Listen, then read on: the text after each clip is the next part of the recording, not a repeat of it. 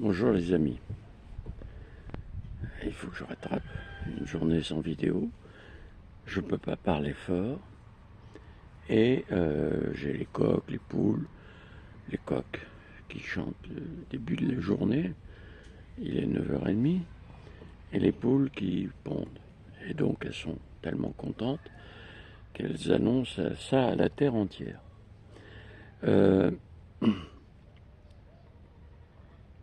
On va continuer dans la création de ce groupe, de cette communauté qui va constituer ce qu'on appelle une ferme de la vie, que vous appelez comme vous voulez, c'est pas le problème. Nous, ce qu'on va vous apporter, c'est l'organisation, la capacité de maîtriser la chose la plus importante, c'est la compétence, la connaissance.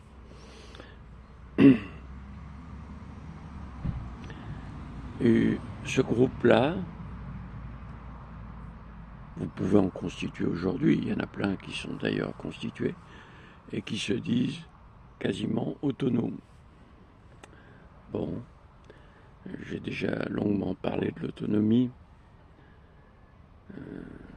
L'autonomie, quand il y a la civilisation, c'est une chose. L'autonomie, quand il n'y a plus rien, c'est autre chose. Je vous assure,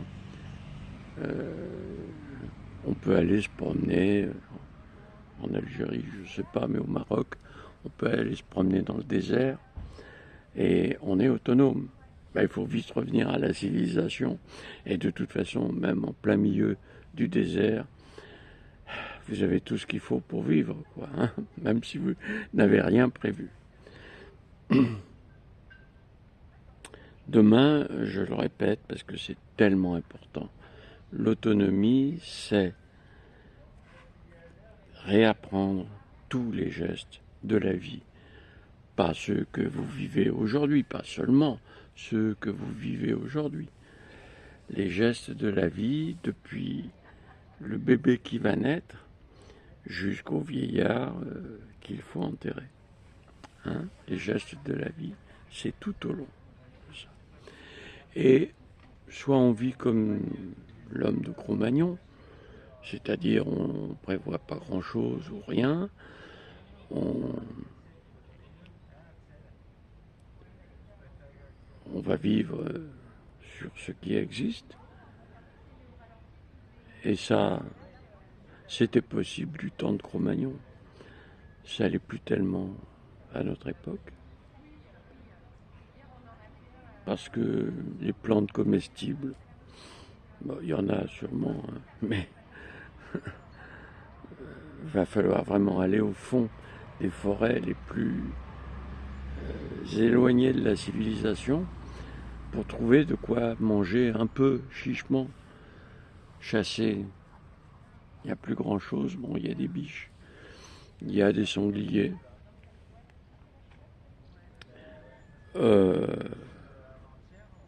Les hommes de Cro-Magnon, ils étaient forts, jeunes et forts. Vous avez quel âge? Vous imaginez aller tuer un sanglier? J'ai un ami qui faisait ça, un ami apiculteur, avec un bâton pointu. Bon, quand on n'a plus que ça pour vivre, on peut toujours tenter, mais c'est pas une vie. Ce que vous proposent les fermes de la vie, c'est de construire les éléments de ce qu'on pourrait appeler, nous, peuple occidental, éduqué, qui a perdu beaucoup de ses qualités humaines, mais qui en a encore, par-ci, par-là. Et c'est quand même d'avoir une autre vie, une vie plus facile, plus agréable, une vie où on est heureux de se lever le matin et heureux d'aller se coucher le soir. Et entre les deux, on n'a pas arrêté d'avoir des petits bonheurs. Voilà. Et ça, je crois que beaucoup de gens, même de cette civilisation opulente, je crois qu'ils ne le connaissent pas et ils vont découvrir. Alors ça vient pas tout seul, quoi. Ça, vous allez devoir le construire consciemment. Vous allez devoir faire une tâche après une autre, ensemble, ce groupe, cette communauté, pour que tout ça, ce soit possible. Simplement possible. Alors, il y a tout ça, réapprendre à vivre dans les conditions qui sont. Et en plus, vient s'ajouter une autre difficulté. C'est pour ça que je prétends que les fermes de la vie, c'est important. Mais il y a plein de gens qui ont beaucoup travaillé, je vais en dire deux mots. Oui, le climat, mais pas seulement le climat, l'environnement vont être extrêmement difficiles. On voit bien, le climat évolue. Quoi que vous en pensiez, quoi que vous dites, le climat évolue et pas favorablement pour la vie des humains que nous sommes. Et je puis vous assurer qu'il va beaucoup, beaucoup, beaucoup se fâcher. Et que continuer à vivre, il faut beaucoup, beaucoup réfléchir, beaucoup construire, oui, j'ose dire ça. Voilà, donc je reprends un peu.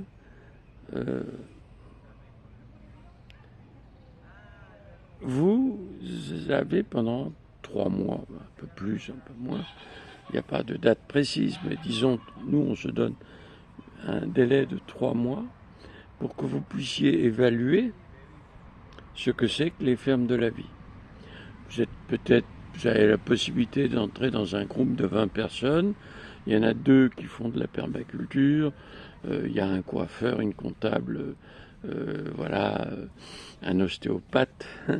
Et vous vous dites, ce groupe, il est bien. Et puis en plus, ils sont sympas, on se marre bien, etc. Voilà. Donc ça, c'est une possibilité. Bon, moi je dis que c'est une possibilité qui va vite disparaître, mais chacun ses idées. Vous penserez peut-être le contraire. Et puis vous avez les fermes de la vie. Qu'est-ce qui va faire que vous choisissez l'un ou l'autre? Nous, on veut que vous choisissiez en conscience. Parce que, à partir du moment où vous aurez choisi, c'est pas que vous avez un engagement. Si vous décidez de partir parce que la tête de celui-là vous plaît pas, parce que, enfin, je sais pas moi, pas pour 1000 raisons, on n'ira pas vous poursuivre au tribunal. Par contre, tous les gens du groupe qui constituaient ces fermes de la vie comptaient sur vous. Et donc, si vous partez, ou si vous ne faites pas ce que vous avez vous-même choisi de faire, on vous l'a un peu proposé, quoi, bien sûr, parce que vous ne savez pas. Donc, on vous propose et vous disposez. Mais quand même, on vous propose des choses dont on estime, à tort ou à raison, mais on espère à raison, qu'elles conviennent à la fois à votre capacité physique, à votre caractère, à vos qualités, à vos défauts. Vous en avez, ne me dites pas le contraire. Et donc, 3 mois, voilà, ça c'est ça. Donc on vous informe, on répond à vos questions, vous pourrez interroger, il faut être prudent au début, mais vous pourrez interroger une IA, et en l'interrogeant, vous allez l'enrichir. Donc c'est très bien. Mais quelquefois, elle part dans des délires, quoi. Elle vous invente une ferme de la vie dans le Minnesota dont on n'a jamais entendu parler. Bon. Voilà. Alors, après ça, vous entrez dans une autre période Maintenant, vous avez choisi votre orientation. Vous pouvez encore en changer si vraiment ça ne vous convient pas. Mais bon, il faut être un peu sérieux, quoi. Il faut petit à petit rentrer, se stabiliser. C'est une question de stabilité. Et vous ne pourrez avoir du plaisir que si vous êtes stable. Alors, en même temps que tout ça, il y a la vie dans cette civilisation. Vous devez gagner du fric, vous devez trouver de quoi manger, de quoi faire vivre votre famille, etc. Bon, il faut mener les deux de front. Alors, il faut mener les deux de front. Point. Et il faut s'arranger, quoi. Hein. C'est un boulot que vous faites en plus. Alors, les 3 mois qui suivent, non, les 6 mois qui suivent, c'est l'approfondissement de votre métier. C'est-à-dire que vous allez devoir jeter les bases de ce que vous allez faire dans le futur. Vous n'êtes, dans les fermes de la vie terminées, personne n'a une fonction seule. C'est au minimum à 2. Un coiffeur, c'est 2 coiffeurs dans les fermes de la vie. Médecin, etc., c'est un peu différent. Il y a un médecin pour 3 fermes, 1500 personnes, c'est ce qui se passe aujourd'hui. Et on espère ne pas avoir trop besoin d'eux. On espère. Mais là, il faut être prudent aussi. Donc, vous allez là concevoir vos métiers. Et je répète, quel que soit le métier que vous allez choisir, il faut presque oublier le métier tel que vous le pratiquez aujourd'hui.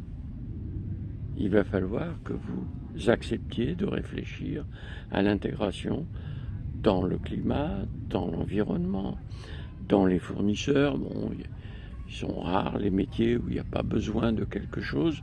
Aujourd'hui, ce quelque chose, c'est l'industrie qui le fournit. Et les magasins ou les marchands spécialisés. Tout ça, ça a disparu. Demain, s'il vous faut une paire de ciseaux, bon, vous pourrez garder les ciseaux que vous avez si vous étiez, mettons, coiffeuse. Hein, mais les ciseaux comme ça vit un certain temps, quoi. Hein. Ça vit pas 10 ans, 15 ans, 20 ans. C'est peu probable. Donc, il faut penser à tout ça. Quand on dit il faut penser, ça veut dire qu'il faut définir ce qu'il faut, trouver les moyens de produire ça. Alors, on parle d'une paire de ciseaux, c'est pas si facile que ça, parce qu'il faut être un bon forgeron pour arriver à forger une paire de ciseaux. Le forgeron lui-même doit avoir pas mal d'outils et de matière et de savoir. Et puis le forgeron, il n'a pas que ça à faire. Hein. Voilà, donc vous voyez, les problèmes sont immenses. Donc il va falloir que vous analysiez non seulement votre métier, mais comment l'intégrer dans le nouvel environnement qui est le vôtre. De compétences, de capacités, voilà. Et je ne parle pas des médicaments. Imaginons le dentiste. Hein. Le dentiste, c'est facile. Mais moi, j'ai pas envie d'avoir mal quand je vais chez le dentiste. Hein. J'ai payé pour ça. Donc, j'ai plus envie. Et eh ben, il va falloir qu'il se creuse la tête. Il va falloir peut-être qu'il trouve des chimistes. Je sais pas, moi. Hein. J'y connais rien. Voilà, pendant 6 mois, c'est cet environnement. Et pendant les 3 années qui suivent, pendant ces 6 mois, on étudie, on contacte des gens, etc. Vous ne serez pas tout seul à faire cette étude. Il va falloir que vous vous habituiez à contacter des gens en France qui ont les mêmes préoccupations que vous, et puis même des gens dans des pays lointains qui ont les mêmes préoccupations que vous. Donc pour ça, il y a un système qui, au travers d'une intelligence artificielle qu'on a appelée Gaïa, pour l'instant,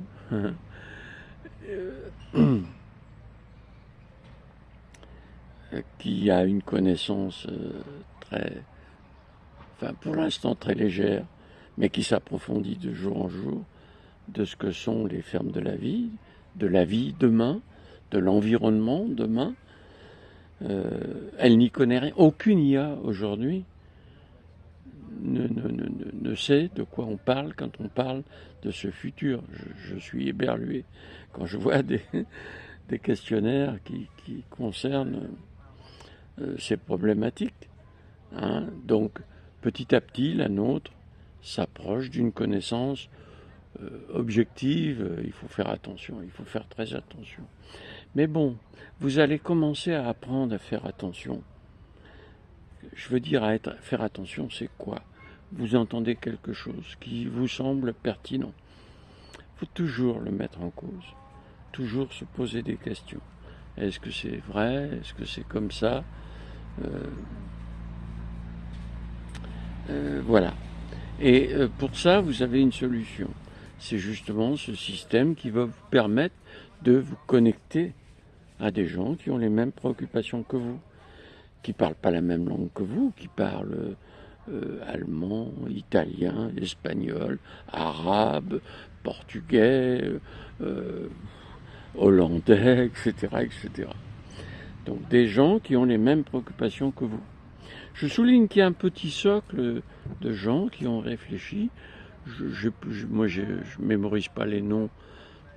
J'ai pas assez de place pour ça. Mais il y a des gens qui ont fait des maisons autonomes. Alors bon, comme je disais tout à l'heure, ils sont pas autonomes longtemps. Hein. Quand la civilisation a disparu, regardez, ils ont des beaux t-shirts. Ah, les t-shirts, c'est pas eux qui les ont filés. Hein. Et puis tout le reste. Bon. Et puis ils vont vieillir. Voilà. Et donc s'ils n'ont pas une organisation construite qui s'appuie sur 5, 6, 7 générations, voilà. Bon, donc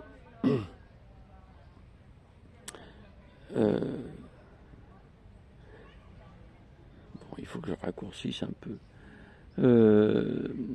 Donc après cette phase de préparation, je dirais un peu intellectuelle, pas totalement, mais quand même un peu, il y a une phase de préparation de 3 années qui concerne là vraiment la préparation physique. C'est-à-dire que je ne sais pas quel métier vous faites, mais quel que soit le métier que vous faites, vous partez au milieu du désert, toute seule ou tout seul. Alors, pas tout à fait. Les gens dont vous avez besoin, dont les fonctions sont nécessaires pour votre métier, sont à disposition pour ce qui concerne les fournitures de votre fonction. Parce que sinon, le problème commence à être difficile. Mais c'est une expérience de pensée, comme disait Einstein. Vous voyez, j'ai des bases quand même sérieuses. Eh bien, vous pourrez faire votre métier au milieu du désert. Vous aurez tout ce qu'il vous faut. Voilà. Alors, cette phase de préparation physique, elle est extrêmement importante. Elle dure 3 années. Ça veut dire quoi, cette phase de préparation physique? Eh bien, il faut s'acheter des choses. Donc, il va falloir mettre de l'argent dans la communauté. C'est jamais quelque chose de plaisant. Donc, l'argent, c'est en fonction de vos capacités. Dans les fermes de la vie, on ne triche pas, on ne ment pas, on ne Voilà, on est honnête jusqu'au bout des ongles. D'abord parce que tout se saura, et qu'il ne faut pas mentir sur des choses qui peuvent mettre en péril les fermes de la vie. Parce que ça met en péril les enfants, parce que ça met en péril les vieillards qui n'y peuvent rien, les enfants qui ont autre chose à faire qu'à vous surveiller, et les adultes qui sont honnêtes. Voilà. Donc il va falloir financer cette ferme de la vie. Alors ça, c'est... Moi j'ai écrit un bouquin qui s'appelle Sourire et rire demain. J'aime bien ce titre. On m'a dit qu'il n'était pas approprié, qu'on ne comprenait pas ce que ça voulait dire. Bah, ça veut dire sourire aujourd'hui et rire demain. Voilà. Posez-vous les questions. Est-ce que vous, c'est un futur que vous pouvez vivre longtemps, quoi, hein, enfin, jusqu'à la fin normale de votre vie. Je ne sais pas si vous avez 40 ans, vous avez presque 50 ans encore à vivre, si vous êtes sérieux. Voilà, donc j'ai écrit un bouquin, puis j'ai jeté les bases d'un truc qui m'est personnel, mais ça m'est personnel, c'est juste des suggestions. Ça fait partie des choses dont il faudra discuter. C'est une démocratie. Ah, je veux dire, c'est une démocratie, c'est un mot un peu galvaudé. Hein. Non, dans les fermes de la vie, c'est une vraie démocratie, quoi. Hein. 500 personnes. Voilà, on peut expliquer, comprendre et choisir. Voilà. Et une règle, c'est que c'est la majorité qui l'emporte, quoi. Sauf... c'est la majorité qui l'emporte. Quelquefois, la minorité, il faut l'écouter. Hein. Souvent même, d'ailleurs. D'autant plus que dans les fermes de la vie, il n'y a pas l'ego, il n'y a pas l'ambition, il n'y a pas la soif de pouvoir, il n'y a pas la soif du fric. Il n'y a plus de fric, plus du tout. Il n'y a même pas de valorisation des choses. Je l'ai dit, je le répète, une chaussure a autant de valeur, peut-être même plus. Oh, c'est pas bien de dire ça, hein, a autant de valeur qu'une opération à cœur ouvert. Ok, voilà. Il n'y a pas de valorisation. Donc les personnes ne sont pas valorisées par ce qu'elles font. Tout le monde est indispensable dans une ferme de la vie. Dans cette communauté, où il y a 300 adultes, en gros, hein, un peu plus, un peu moins, tout le monde est absolument indispensable. Et je veux dire, si une personne, pour une raison ou une autre, disparaît, hein, mais on peut disparaître de manière agréable. Hein. Là-bas, il y a une jolie fille, on a envie de... Bon, enfin, etc. Je ne vais pas vous raconter ça. Eh ben, on part, on quitte la ferme. Oh, c'est un grand trou que vous laissez dans la ferme de la vie qu'il faut vite combler. Alors là, il faut être un peu sérieux, on ne part pas sur un coup de tête du jour au lendemain. On prévient. Et personne ne vous empêchera d'aller vous occuper de la jeune fille, ou l'inverse du jeune homme. Bon, alors, sur l'argent, d'abord, il y a un principe. C'est pas l'argent que vous avez aujourd'hui qui définit si vous pouvez ou non rentrer dans une ferme de la vie. Tout humain peut rentrer dans la ferme de la vie. Alors je sais bien que c'est dur à entendre pour beaucoup de gens complètement intégrés dans cette civilisation qui en plus écoutent BFM, etc. C'est dur à entendre ça. Mais quelqu'un qui sort de prison, on le prend. On le prend. C'est un humain. Point. Il faut faire gaffe aux gorilles déguisés en humains, quoi. C'est tout. Hein, parce que c'est pas un humain, c'est un gorille. Quoique, des fois, je me dis, il y a des gorilles qui sont pas plus mal que certains humains. Mais bon, c'est un humain, on le prend. Par contre, une fois que vous êtes dans une ferme de la vie, si vous touchez à un enfant, c'est pas la peine de chercher l'avocat qui vous défendra, il n'y a pas de tribunal. si vraiment c'est prouvé, vous risquez fort de vous balancer au bout d'une corde, et pas agréablement. Ouais, c'est ça les fermes de la vie. C'est d'une extrême gentillesse, d'une extrême attention, d'une extrême bienveillance dans les fermes de la vie. C'est ce que vous allez devenir. Mais c'est en même temps très dur, parce que la vie va être très dure et pardonne pas. Et les enfants, c'est sacré. On ne touche pas un enfant, quelles que soient les envies, quelles que soient. On ne touche pas un enfant. On l'aide, on rit avec lui, on lui explique, parce que les enfants sont curieux. Alors on leur dit pas tais-toi, etc. Non, non.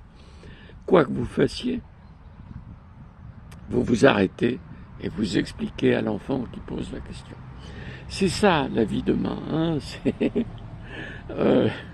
alors quand je dis quoi que vous fassiez, aujourd'hui vous êtes comptable, vous êtes en train de faire des calculs.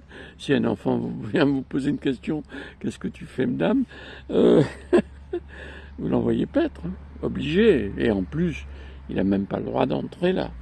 Demain, les enfants, ils sont partout chez eux. Partout. Partout. Il n'y a rien qui leur est interdit. Chez vous, ils arrivent, ils entrent, ils piquent un fruit que vous avez sur la table, ils sont 10, la corbeille est vide. Eh ben oui, quoi. Et puis, comme une volée de moineaux, ils s'en vont. C'est ça, la vie demain. C'est ça, la vie demain. Il y a plein de raisons à ça, je ne vais pas rentrer dans les détails, ça il faudra que vous vous penchiez là-dessus.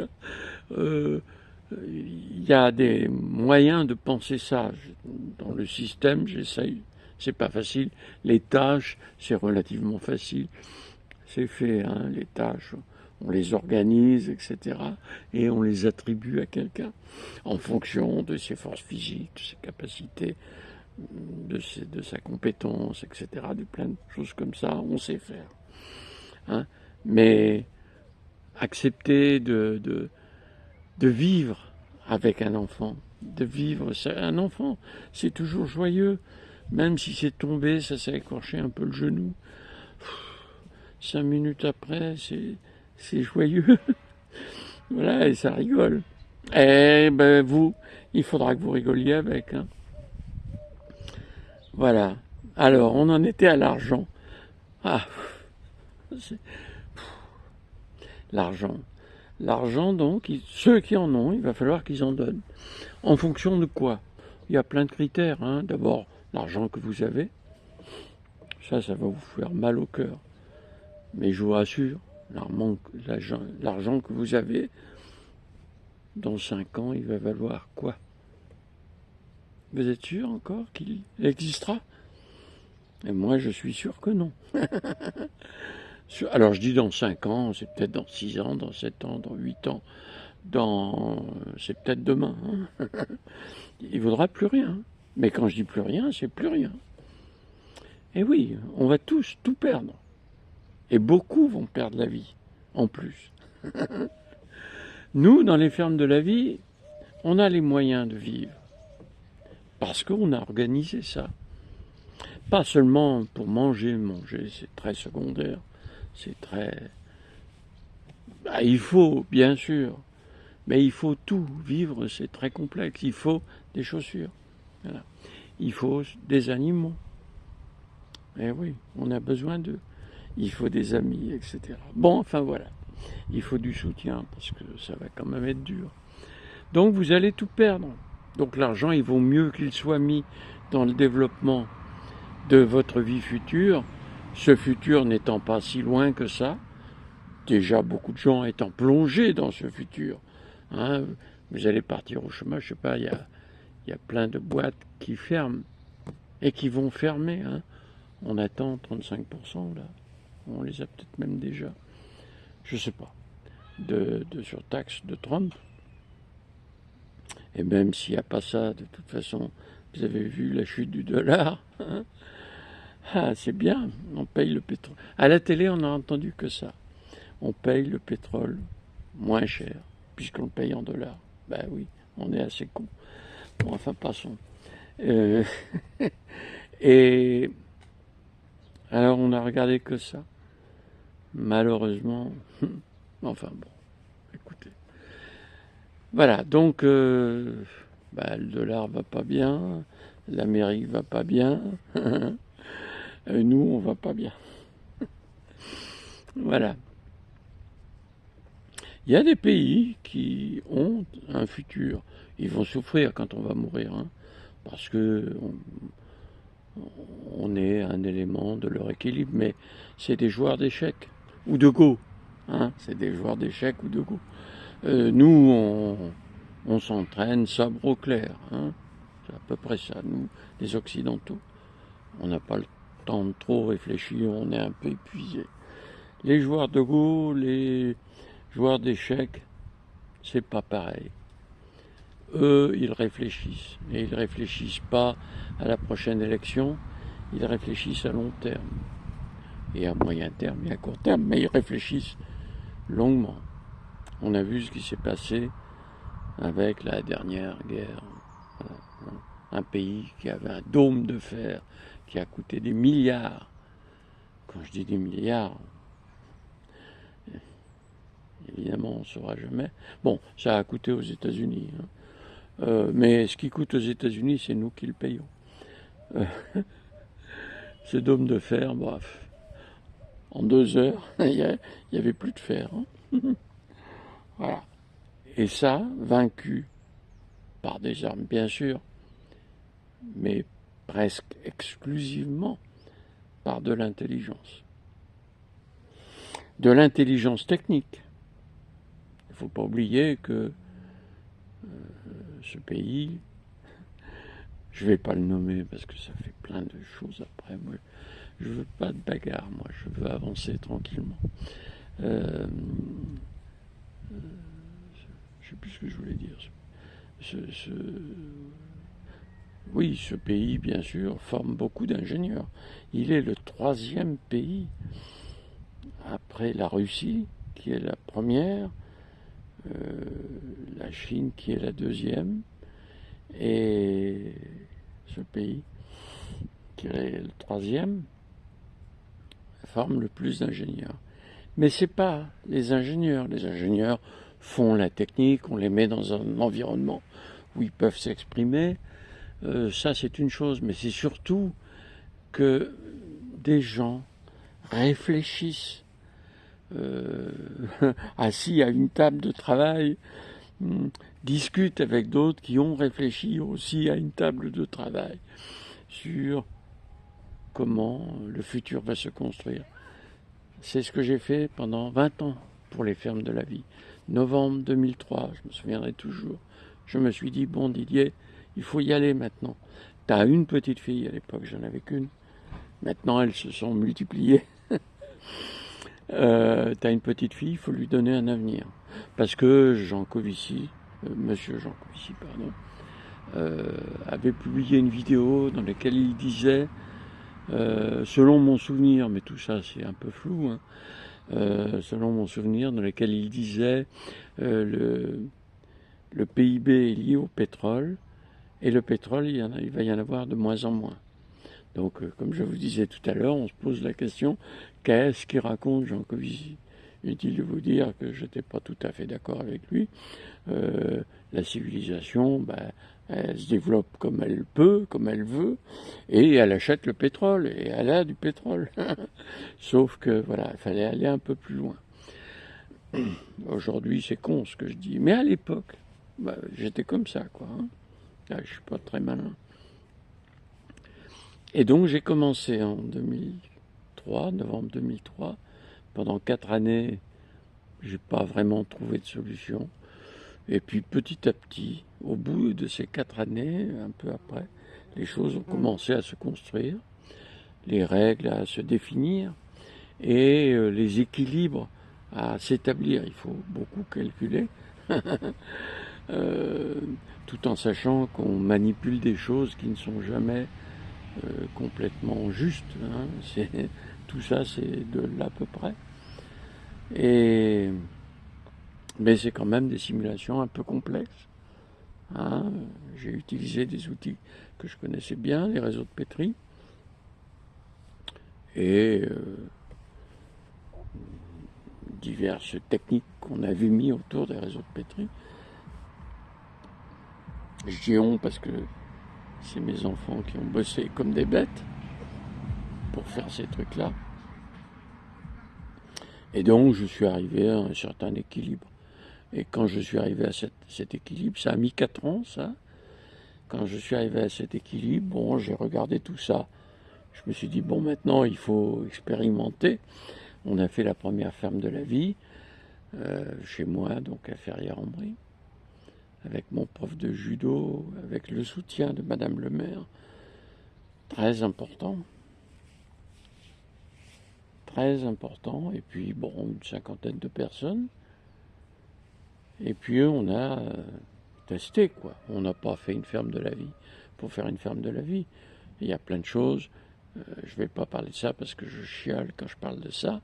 Mais par exemple, on a essayé de recevoir 5 autistes qu'on a demandé à un centre d'aide des autistes qui était près de chez nous, près de chez nous, qui a déménagé à Meaux maintenant, et bon, on n'a pas pu maintenir les 5. Il y a une jeune fille qui n'était pas seulement autiste, qui avait d'autres handicaps. C'était pour nous trop difficile, enfin on ne maîtrise pas. Et 4 autres sont devenus en 3 mois, bon ils sont restés un peu plus avec nous, mais en 3 mois sont devenus des apiculteurs. Je suis apiculteur, donc qu'est-ce qu'on va leur faire faire? Le jardinage, on ne voit pas les résultats. Bon, apiculteur, c'est bien. Et donc je les ai formés à l'apiculture. J'ai formé des adultes.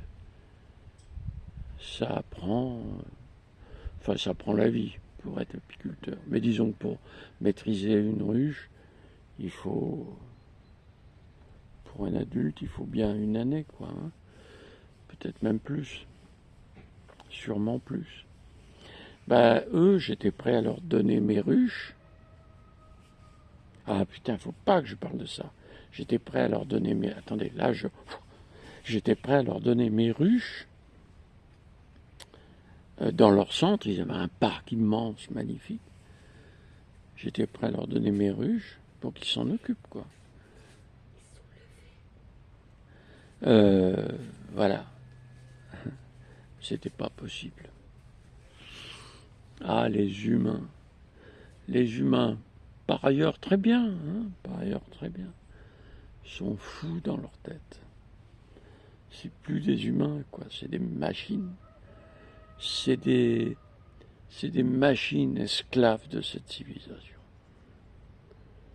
Bon, allez, j'arrête de penser à ça. Voilà. Donc c'est quelque chose qui me touche profondément. Parce que voir des gamins 13 ans plus jeunes, 17 ans plus vieux, mieux que moi.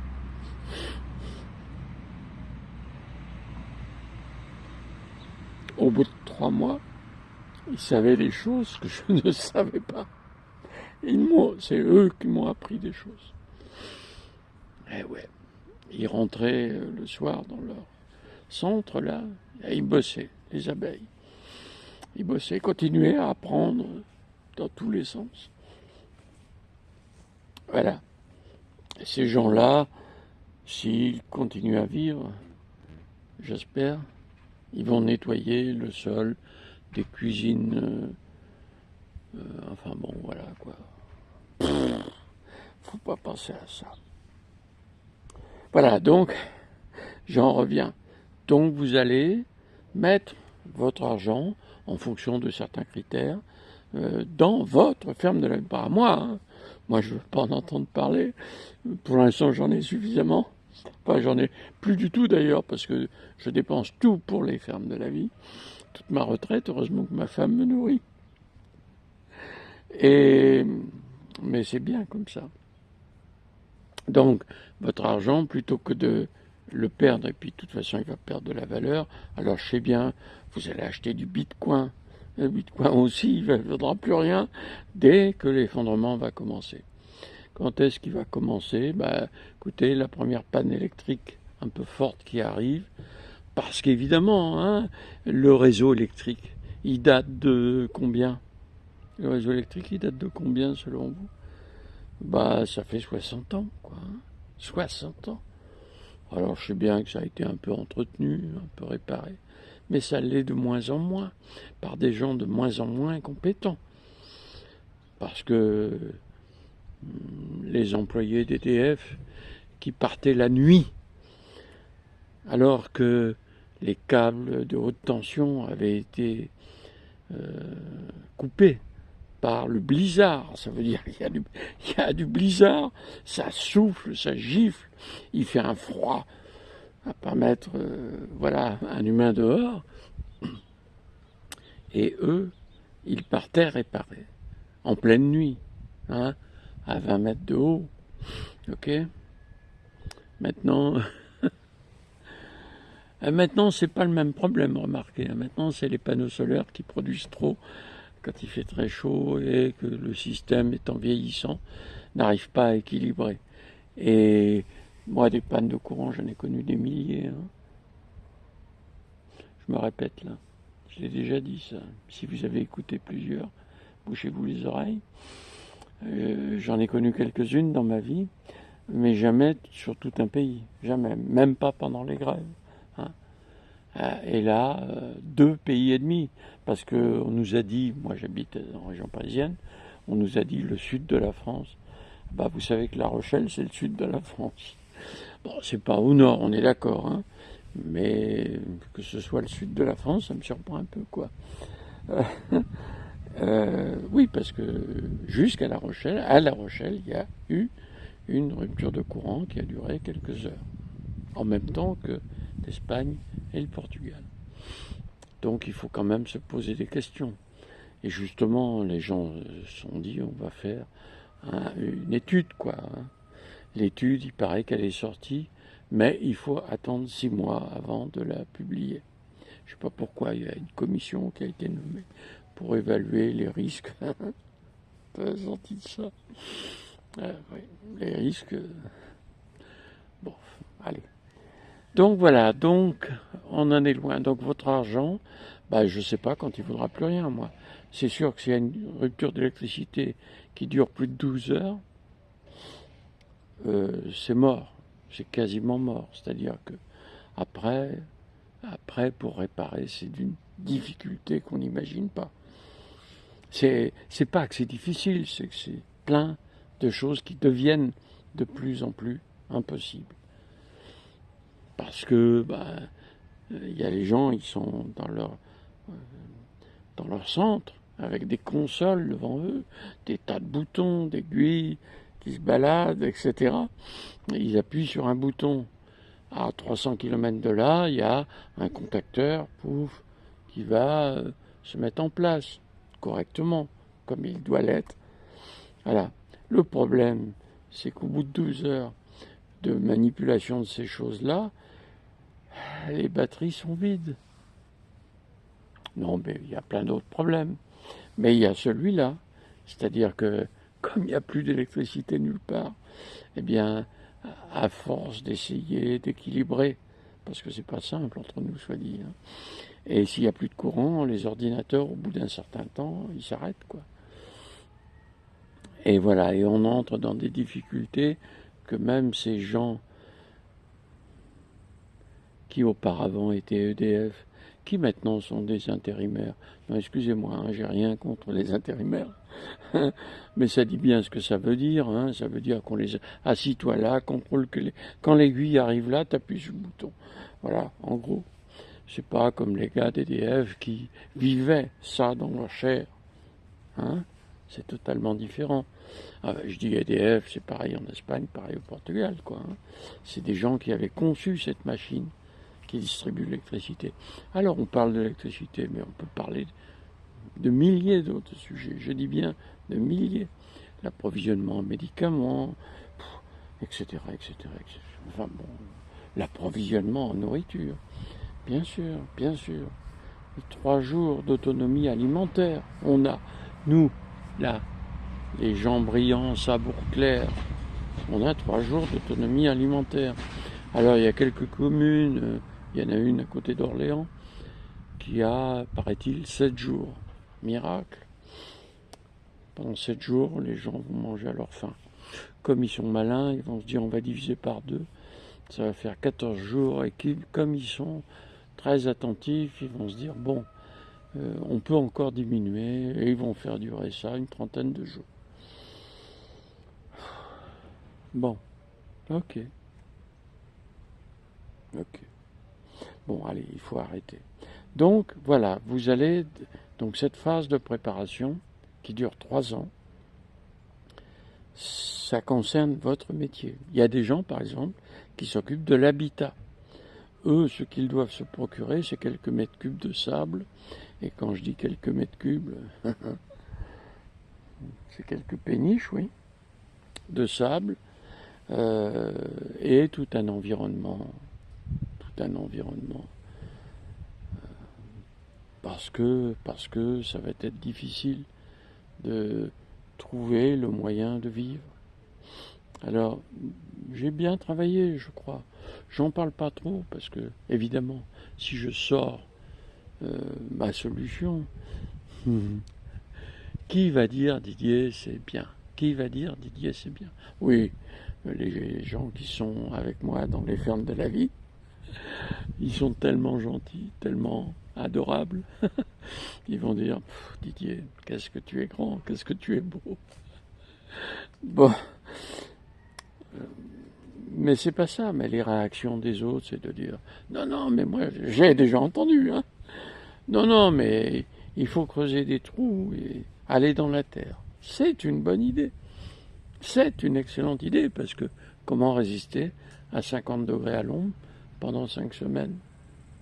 Hein, dites-moi. C'est une excellente idée. Faut étudier. Faut se mettre sur une table de travail, une feuille de papier, un stylo, et puis on gribouille. Je dis pas on écrit, on gribouille. Voilà, on met les idées en ordre et on évalue les pour, les contre, et on avance petit à petit. Voilà. Donc voilà. Et les 2 années qui suivent, vous voyez, on est arrivé à 6 ans. Et les 2 années qui suivent, déjà, vous avez beaucoup amélioré votre capacité physique. Vous avez manipulé des outils pour faire du jardinage. Oui, parce que bon, je dis que c'est pas important, mais au bout de 6 mois, qu'une ferme de la vie commence, j'expliquerai comment après, on cultive des légumes, on élève des poules, on a des œufs, des vrais œufs, avec des coques, hein, enfin des coques, voilà, dont certains vont finir à la broche, mais voilà, et on va cultiver des légumes, planter des arbres, etc. Tiens, je vais faire cette suggestion-là. Il y a 20 personnes qui sont des jardiniers dans une ferme de la vie. 500 personnes, des jeunes, des vieux, des adultes. Il y a 20 personnes qui sont des jardiniers, qui s'occupent donc du jardin, de la basse-cour poule, pas lapin, juste poule, et enfin poulet quoi, et de s'occuper des arbres fruitiers qui existent et dont il faut récolter les fruits, etc., dont il faut s'occuper un peu. Voilà, 20 personnes qui doivent nourrir 500 personnes. Je vous signale que les maraîchers professionnels font ça sur la même surface que celle que vous aurez, et ils sont souvent aidés, c'est vrai, par une personne. Donc, ils sont 2, allez, on chipote pas, 2. Vous êtes 20. Alors bien sûr, on est d'accord, vous n'avez pas que ça à faire. Le maraîcher, lui, il a que ça à faire. Puis c'est un malin, il se construit des outils, enfin bon, quelqu'un qui vit, quoi. Mais à terme, vous n'aurez plus que ça à faire. Hein. Vous pourrez vous aussi inventer des outils pour semer. Voilà. Donc, au bout de 6 mois, on va commencer à produire, enfin bon, au bout du 8e mois, on va commencer à produire des légumes. Des radis, des salades. C'est rien, vous allez dire, c'est pas important. Bon, d'abord, pour ceux qui sont obligés d'aller chercher de la bouffe au Resto du Cœur, je vous assure que c'est pas mal, hein, parce que les radis qu'on donne, c'est des vrais radis. Les salades qu'on donne, c'est des vraies salades. Je pense que même les gens riches vont lorgner hein, sur la qualité de ces légumes. Je parlais de... Et petit à petit vont arriver des légumes. Et en plus, il y a 2 personnes qui s'occupent des semences, qui vont faire un travail et enquiquiner les jardiniers pour qu'ils sèment à telle époque, tel jour, noter toutes les conditions climatiques, enfin bon. Un boulot passionnant que j'aurais aimé faire, moi, si j'étais dans une ferme de la vie. Bon, moi, je serais apiculteur, hein, mais ça, j'aurais bien aimé le faire. Mais c'est un boulot, c'est un vrai boulot. Hein. Faut pas croire que un paquet de graines, non, c'est beaucoup de graines, beaucoup de rigueur, beaucoup de travail, de plus en plus professionnel. Je vais arrêter là. Je vais arrêter là. Si vous êtes arrivé là, merveilleux. Laviedemain.org. Vous allez sur Internet. Si vous ne savez pas faire, vous demandez à votre gamin, à partir de 3-4 ans, ils savent faire. Vous leur demandez d'aller sur laviedemain.org. La vie comme ça s'écrit. Vous pouvez lui écrire. Oh, souvent à 4 ans, il sait. Et vous vous inscrivez. Votre prénom, pour qu'on vous appelle par votre prénom plutôt que Tartampion. Votre code postal, parce qu'on veut savoir où est-ce qu'il y a cette personne extraordinaire, non seulement qui s'intéresse à sa vie demain, mais qui a fait le premier geste. S'inscrire dans le... Voilà. Votre prénom, votre adresse mail et votre code postal. Et s'il y a 2-3 personnes qui s'inscrivent dans votre région, enfin dans votre coin, là, alors nous, hop, on se jette sur vous, quoi. Les gens des fermes de la vie, qui n'ont pas que ça à faire, mais quand même, surveillent ça de très près, et dès qu'il y a 2-3 personnes qui s'y intéressent vraiment et qui ont fait ce premier geste de s'inscrire, ça prouve qu'ils peuvent faire des choses. Bon, voilà, donc c'est bien de s'intéresser aux fermes de la vie. Je vois qu'il y a quelques personnes qui regardent mes vidéos. Mais tout seul, vous allez mourir. Parce qu'une ferme de la vie, ça ne se construit pas moi qui vais la construire, c'est vous, ensemble. Je dis ensemble, c'est une communauté. Voilà. S'il y a une communauté constituée de 20 personnes qui défendent bec et ongles le fait qu'eux, ils ont du savoir, etc., je leur conseille de venir s'intéresser aux fermes de la vie. Bon, ils vont découvrir plein d'emmerdements par rapport à ce qu'ils ont fait. Hein. Bah oui, quoi, faut s'occuper de tas de choses. Quoi.